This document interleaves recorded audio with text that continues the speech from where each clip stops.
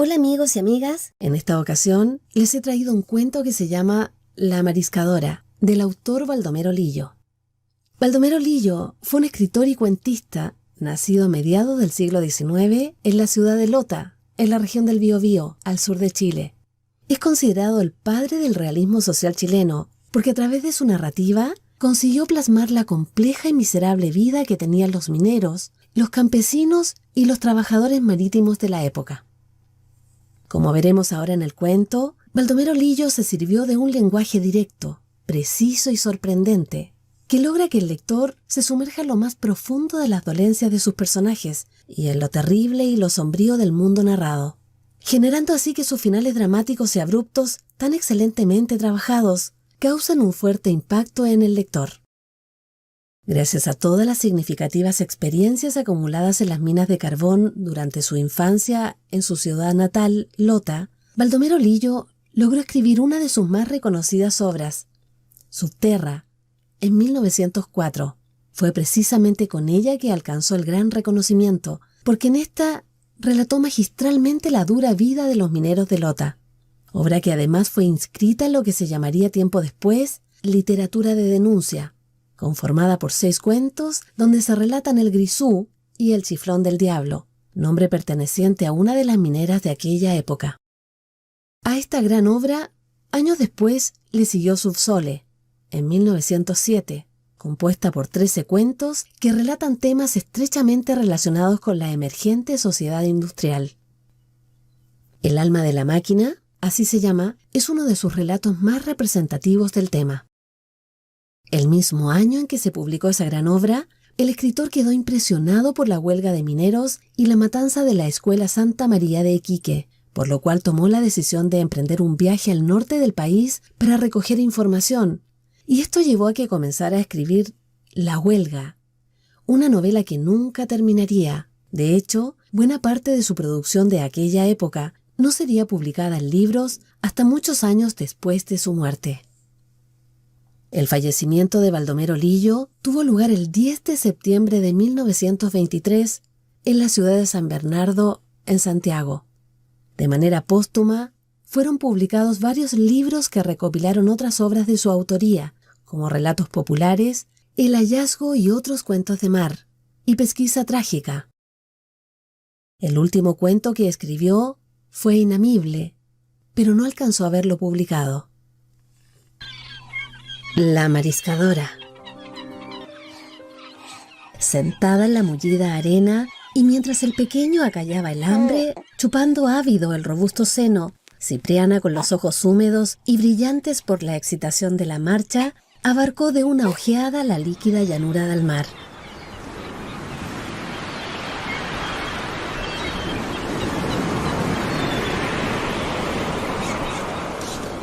Por algunos instantes olvidó la penosa travesía de los arenales ante el mágico panorama que se desenvolvía ante su vista. Las aguas en las que se reflejaba la celeste bóveda eran de un azul profundo.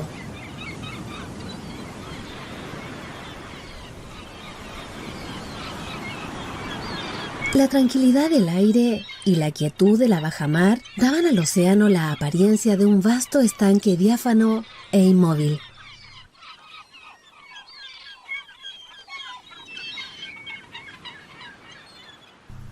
Ni una ola, ni una arruga sobre su terso cristal.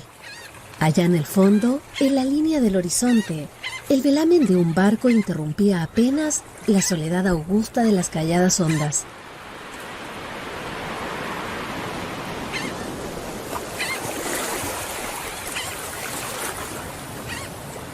Cipriana, tras un breve descanso, se puso de pie. Aún tenía que recorrer un largo trecho para llegar al sitio a donde se dirigía. A su derecha, un elevado promontorio que se internaba en el mar mostraba sus escarpadas laderas desnudas de vegetación. Y a su izquierda, una dilatada playa de fina y blanca arena se extendía hasta un oscuro cordón de cerros que se alzaba hacia el oriente.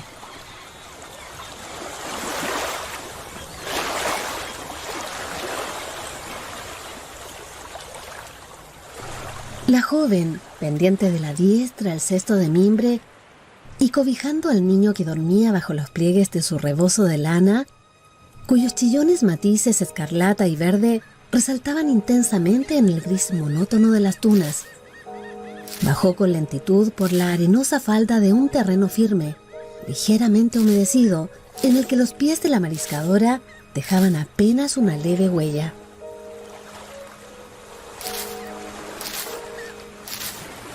Ni un ser humano se distinguía en cuanto alcanzaba la mirada, mientras algunas gaviotas revoloteaban en la blanca cinta de espuma producida por la tenue resaca. Enormes alcatraces, con las alas abiertas e inmóviles, resbalaban unos tras otros, como cometas suspendidas por un hilo invisible, sobre las dormidas aguas.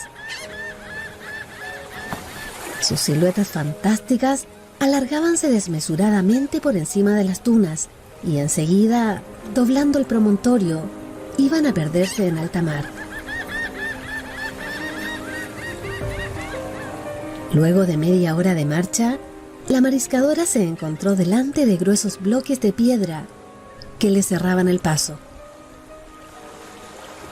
En ese sitio la playa se estrechaba y concluía por desaparecer bajo grandes planchones de rocas basálticas cortadas por profundas grietas. Cipriana salvó ágilmente el obstáculo, torció hacia la izquierda y se halló de improviso en una diminuta caleta abierta entre los altos paredones de una profunda quebrada. La playa reaparecía allí otra vez, pero muy corta y angosta. La arena de oro pálido se extendía como un tapiz finísimo en derredor del sombrío semicírculo que limitaba la ensenada. La primera diligencia de la madre fue buscar un sitio al abrigo de los rayos del sol donde colocar la criatura. Lo que encontró bien pronto es la sombra que proyectaba un enorme peñasco, cuyos flancos, húmedos aún, conservaban la huella indeleble del zarpazo de las olas.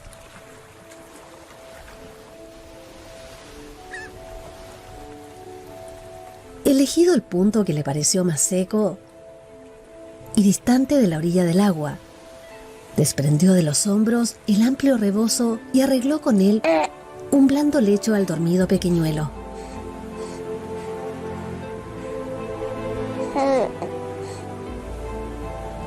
Acostándolo en aquel nido improvisado con amorosa solicitud para no despertarle.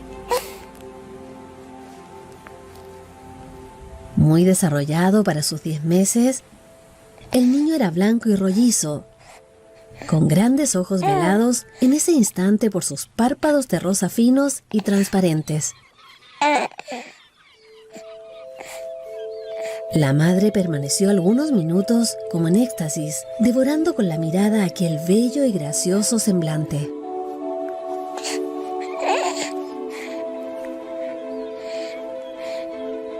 Morena, de regular estatura, de negra y abundosa cabellera, la joven no tenía nada de hermosa.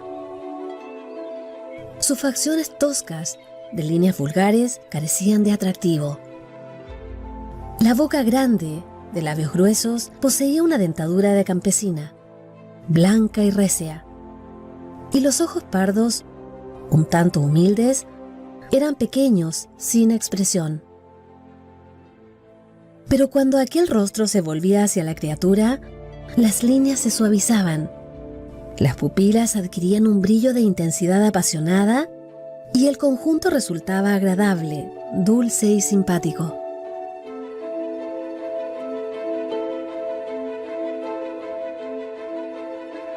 El sol, no muy alto sobre el horizonte, inundaba de luz aquel rincón de belleza incomparable.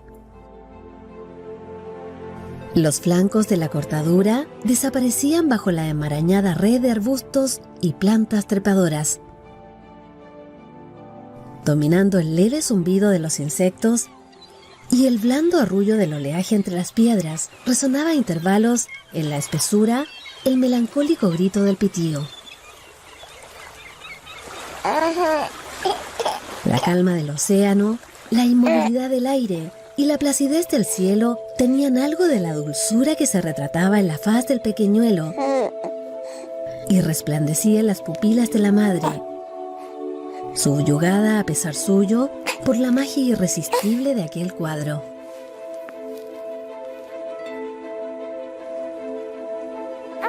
Vuelta hacia la ribera, examinaba la pequeña playa delante de la cual se extendía una vasta plataforma de piedra que se internaba una 50 de metros dentro del mar.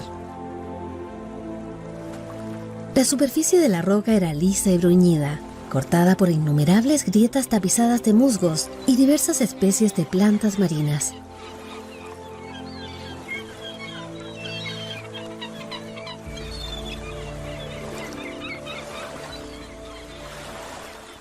Cipriana se descalzó los gruesos zapatos, suspendió en torno de la cintura la falda de percal descolorido y, cogiendo la cesta, atravesó la enjuta playa y avanzó por encima de las peñas húmedas y resbaladizas, inclinándose a cada instante para examinar las hendiduras que encontraba al paso.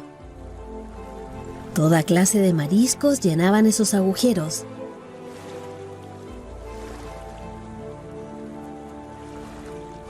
La joven, con ayuda de un pequeño gancho de hierro, desprendía de la piedra los moluscos y los arrojaba en un canasto. De cuando en cuando interrumpía la tarea y echaba una rápida mirada a la criatura que continuaba durmiendo sosegadamente.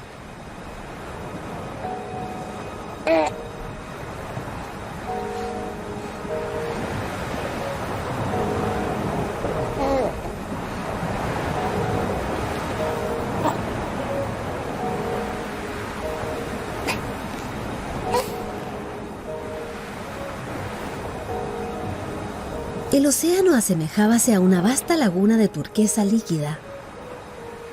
Aunque hacía ya tiempo que la hora de la baja mar había pasado, la marea subía con tanta lentitud que solo un ojo ejercitado podía percibir cómo la parte visible de la roca disminuía insensiblemente. Las aguas se escurrían cada vez con más fuerza y en mayor volumen a lo largo de las cortaduras. La mariscadora continuaba su faena sin apresurarse. El sitio le era familiar y, dada la hora, tenía tiempo de sobra para abandonar la plataforma antes que desapareciera bajo las olas. El canasto se llenaba con rapidez. Entre las hojas transparentes del luche destacábanse los tonos grises de los caracoles, el blanco mate de las tacas y el verde viscoso de los chapes. Cipriana, con el cuerpo inclinado, la cesta en una mano y el gancho en la otra, iba y venía con absoluta seguridad en aquel suelo escurridizo. El apretado corpiño dejaba ver el nacimiento del cuello redondo y moreno de la mariscadora, cuyos ojos escudriñaban con vivacidad las rendijas, descubriendo el marisco y arrancándolo de la áspera superficie de la piedra. De vez en cuando se enderezaba para recoger sobre la nuca las negrísimas crenchas de sus cabellos. Y su talle vasto y desgarbado de campesina destacábase entonces sobre las amplias caderas con líneas vigorosas, no exentas de gallardía y esbeltez. El cálido beso del sol coloreaba sus gruesas mejillas y el aire oxigenado que aspiraba a plenos pulmones hacía bullir en sus venas su sangre joven de moza robusta en la primavera de la vida.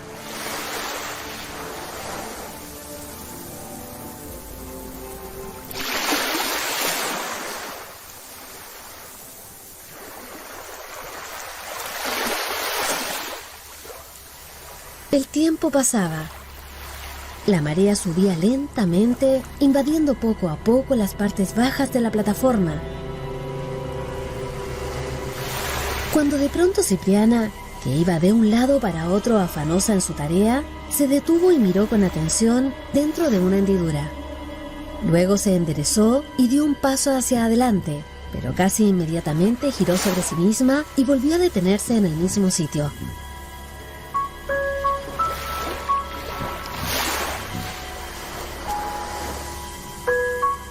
Lo que cautivaba su atención, obligándola a volver atrás, era la concha de un caracol que yacía en el fondo de una pequeña abertura.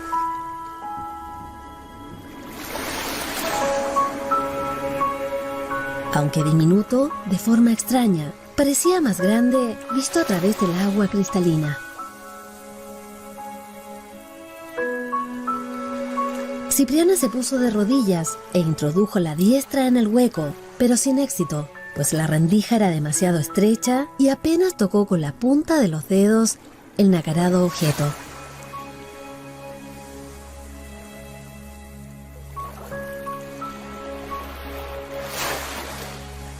Aquel contacto no hizo sino avivar su deseo.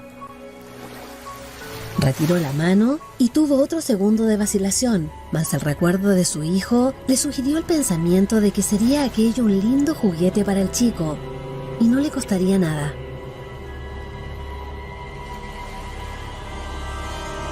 Y el tinte rosa pálido del caracol, con sus tonos irisados tan hermosos, destacábanse tan suavemente en aquel estuche de verde y aterciopelado musgo, que haciendo una nueva tentativa, salvó el obstáculo y cogió la preciosa concha.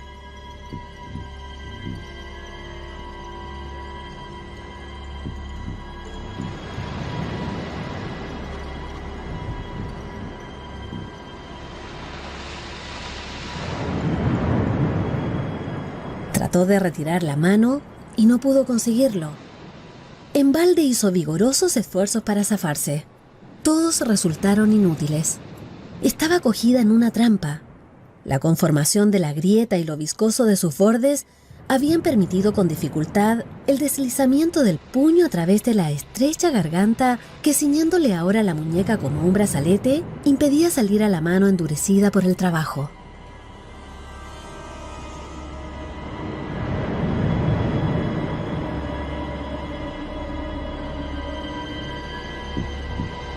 En un principio, Cipriana solo experimentó una leve contrariedad que se fue transformando en una cólera sorda a medida que transcurría el tiempo en infructuosos esfuerzos. Luego una angustia vaga, una inquietud creciente fue apoderándose de su ánimo. El corazón precipitó sus latidos y un sudor helado le humedeció las sienes.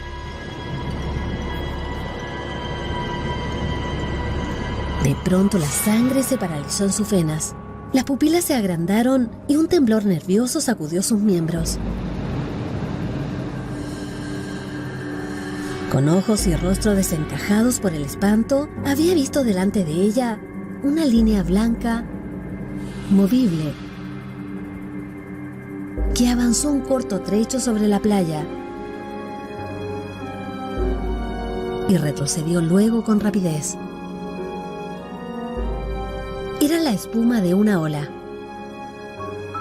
y la aterradora imagen de su hijo arrastrado y envuelto en el flujo de la marea se presentó clara y nítida a su imaginación.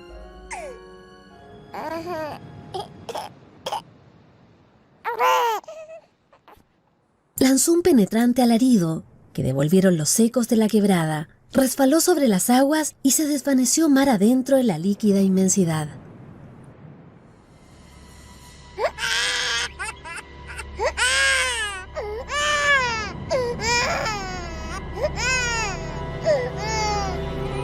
Arrodillada sobre la piedra, se debatió algunos minutos furiosamente.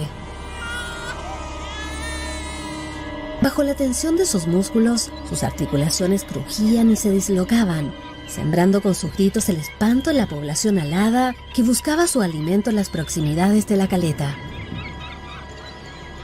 Gaviotas, cuervos, golondrinas del mar alzaron el vuelo y se alejaron presurosos bajo el radiante resplandor del sol.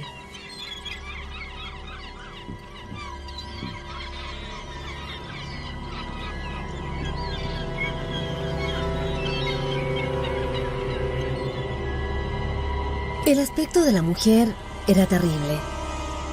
Las ropas empapadas en sudor se habían pegado a la piel. La destrenzada cabellera le ocultaba en parte el rostro atrozmente desfigurado. Las mejillas se habían hundido y los ojos despedían un fulgor extraordinario. Había cesado de gritar y miraba con fijeza el pequeño envoltorio que yacía en la playa, tratando de calcular lo que las olas tardarían en llegar hasta él. Esto no se hacía esperar mucho, pues la marea precipitaba ya su marcha ascendente y muy pronto la plataforma sobresalió algunos centímetros sobre las aguas.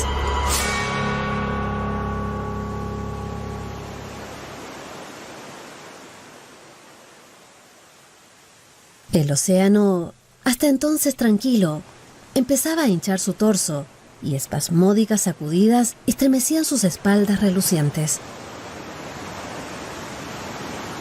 Curvas ligeras, leves ondulaciones interrumpían por todas partes la azul y tersa superficie. Un oleaje suave, con acariciador y rítmico susurro, comenzó a azotar los flancos de la roca y a depositar en la arena albos copos de espuma que bajo los ardientes rayos del sol tomaban los tonos cambiantes del nácar y del arco iris. En la escondida ensenada flotaba un ambiente de paz y serenidad absolutas. El aire tibio, impregnado de las acres emanaciones salinas, dejaba percibir a través de la quietud de sus ondas el leve chasquido del agua entre las rocas, el zumbido de los insectos y el grito lejano de los halcones del mar. La joven, quebrantada por los terribles esfuerzos hechos para levantarse, giró en torno sus miradas imploradoras y no encontró ni en la tierra ni en las aguas un ser viviente que pudiera prestarle auxilio. En vano clamó a los suyos, a la autora de sus días, al padre de su hijo, que allá detrás de las tunas aguardaba su regreso en el rancho humilde y miserable.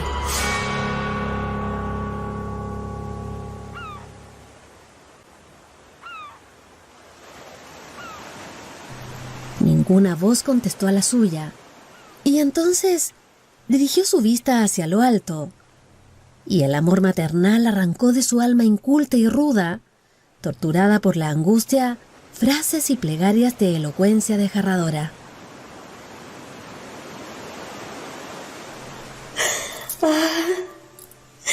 Dios mío, apiádate de mi hijo. Sálvalo, Señor, socórrelo. Perdón para mi hijito, Señor. Virgen Santa, defiéndelo. Toma mi vida. No se la quites a él, madre mía. Permite que saque la mano para ponerlo más allá. Solo un momento. Solo un momentito, por favor. Por favor, te lo pido.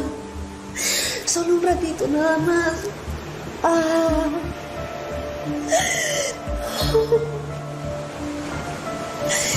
Te juro volver otra vez aquí. Te lo juro que voy a volver.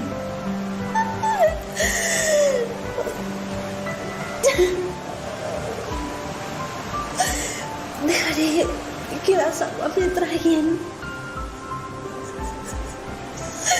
Prefiero que las aguas me traguen a mí. No. Que mi cuerpo se haga pedazos en estas piedras. Yo no me moveré y moriré bendiciéndote. Virgen Santa, ataja la mar, sujeta las olas, sujeta las olas, no consientas que muera, no consientas que muera desesperada.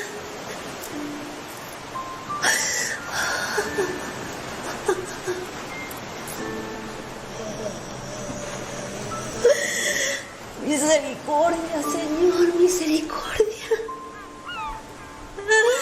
Piedad, Dios mío. Óyeme, Virgen Santísima. Escúchame, Madre mía.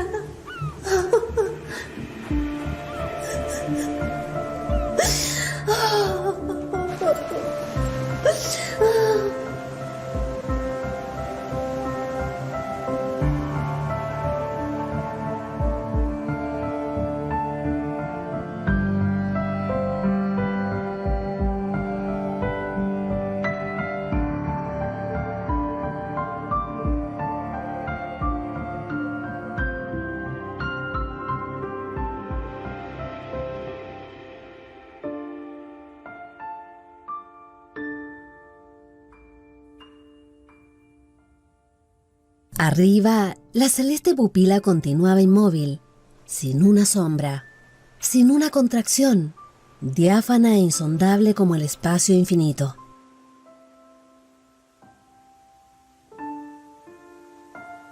La primera ola que invadió la plataforma arrancó a la madre un último grito de loca desesperación.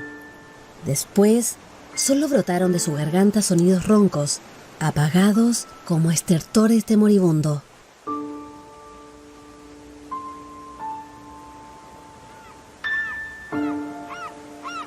La frialdad del agua devolvió a Cipriana sus energías y la lucha para zafarse de la grieta comenzó otra vez más furiosa y desesperada que antes. Sus violentas sacudidas y el roce de la carne contra la piedra habían hinchado los músculos y la argolla de granito que le aprisionaba pareció estrecharse en torno de la muñeca.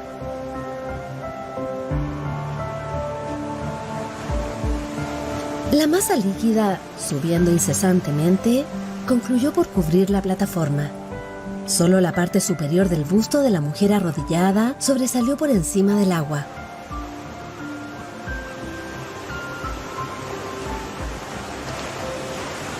A partir de ese instante, los progresos de la marea fueron tan rápidos que muy pronto el oleaje alcanzó muy cerca del sitio en que yacía la criatura. Transcurrieron aún algunos minutos y el momento inevitable al fin llegó.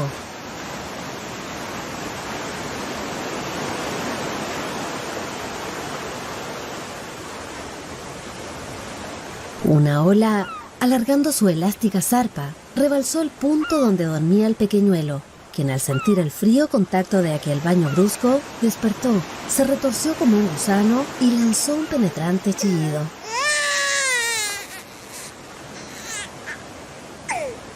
Para que nada faltase a su martirio, la joven no perdía un detalle de la escena. Al sentir aquel grito que desgarró las fibras más hondas de sus entrañas, una ráfaga de locura fulguró en sus extraviadas pupilas.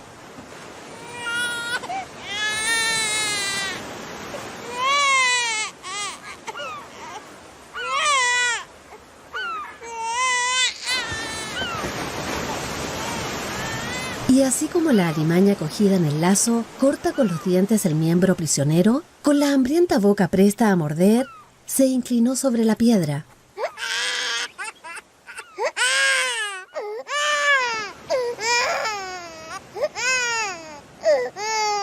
Pero ese recurso le estaba vedado.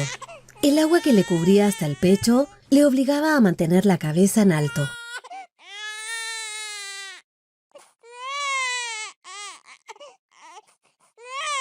En la playa las olas iban y venían alegres, retozonas, envolviendo sus pliegues juguetonamente al rapazuelo. Habíanle despojado de los burdos pañales, y el cuerpecillo regordete, sin más traje que la blanca camisilla, rodaba entre la espuma agitando desesperadamente sus piernitas y sus brazos diminutos. Su tersa y delicada piel, herida por los rayos del sol, relucía abrillantada por el choque del agua y el roce áspero e interminable sobre la arena.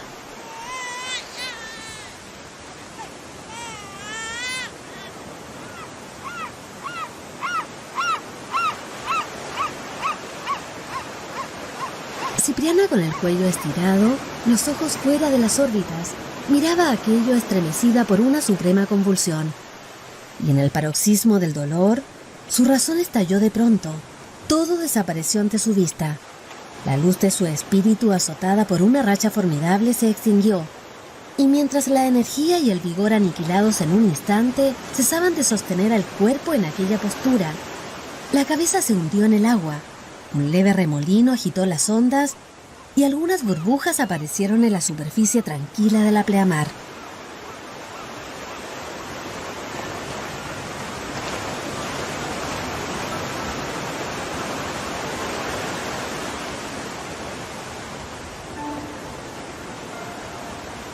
Juguete de las olas, el niño lanzaba en la ribera bajidos cada vez más tardos y más débiles que el océano. Como una nodriza cariñosa, se esforzaba en acallar, redoblando sus abrazos, modulando sus más dulces canciones, poniéndolo ya boca abajo o boca arriba, y trasladándolo de un lado para otro, siempre solícito e infatigable.